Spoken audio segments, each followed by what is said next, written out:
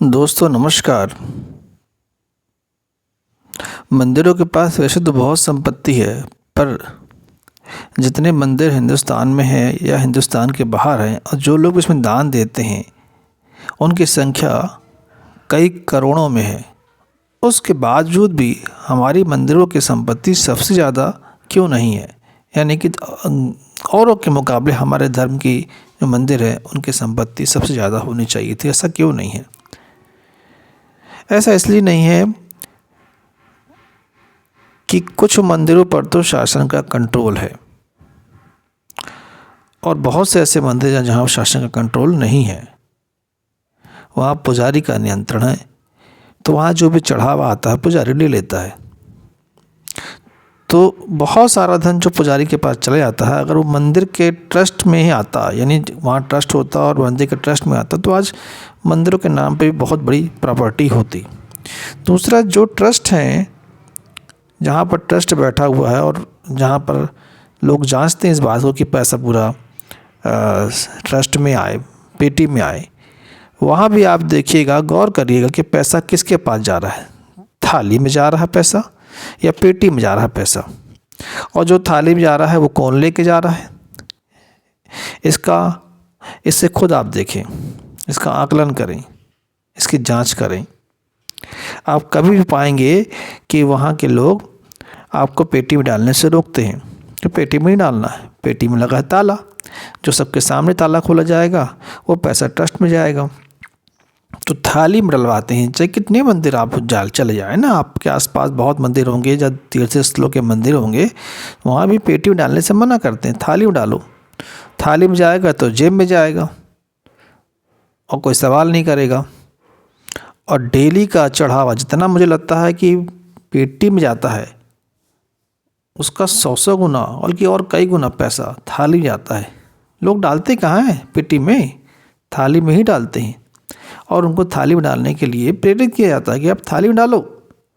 और दूसरा, इस बात के लिए भी प्रेरित किया जाता है कि देखो, हमको दान दो ना, आप हमको देने आए हो तो पुण्य तभी मिलेगा जब हमको दोगे।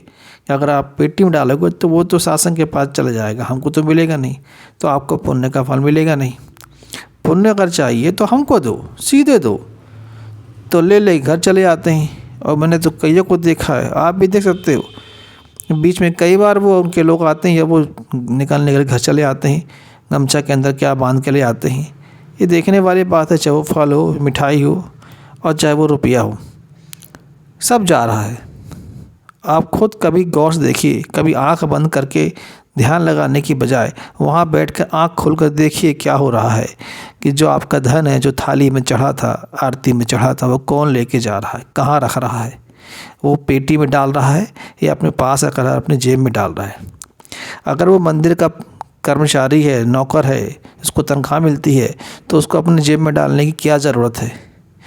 जेब में पैसा वही डाला जाता है जो आपको घर ले जाना होता है, जिस पर आप अपना अधिकार समझते हो, उसी को आप अपने जेब में डालोगे।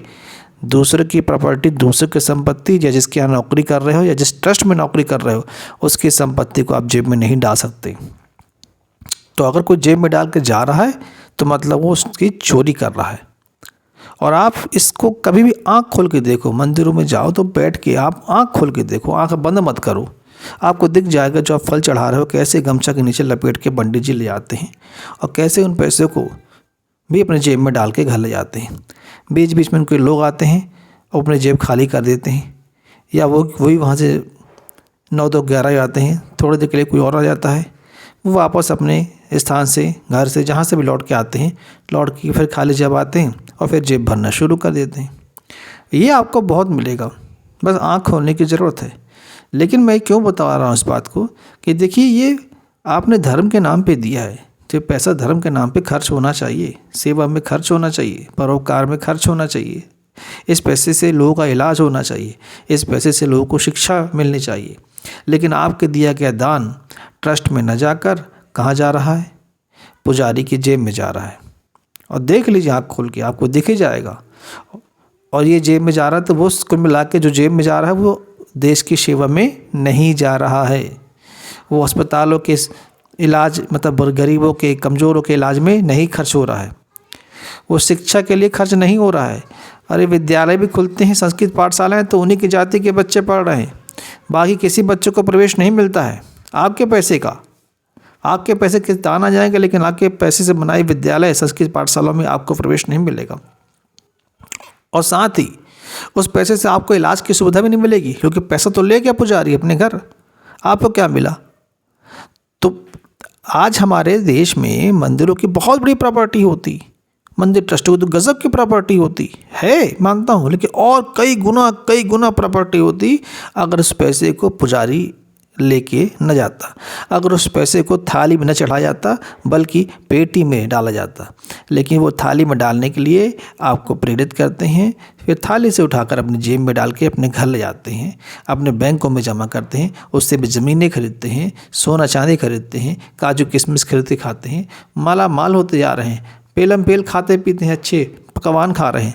पैसे आपके हैं और वो पैसे देश से काम आते हैं, मंदिर ट्रस्ट के माध्यम से देश की सेवा करते हैं वो पैसे, लेकिन वो पैसे पुजारी के पास जा रहे हैं। तो आप ही आँख खोल के देखिए कि आप के मंदिरों का पैसा कहाँ जा रहा है, क्योंकि मंदिरों का पैसा, ये ट्रस्ट का पैसा, ये देश का पैसा है, ये देश की सेवा में लगता है।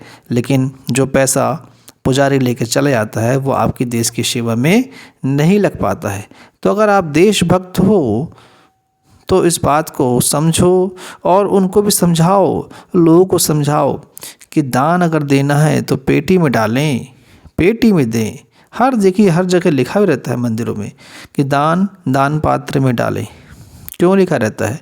क्योंकि वो जो दान पात्र में जाएगा उसकी पेटी सबके सामने उसके ताला खोलेगा और उसमें जो पैसा है उस पैसे को गिना जाएगा, उस पैसे से मंदिर का विकास किया जाएगा, उस पैसे से परोपकार के काम किए जाएंगे, भोजन बटेगा, और भी देश के बहुत सारे परोपकार के काम किए जा सकते हैं और किए जाते भी हैं।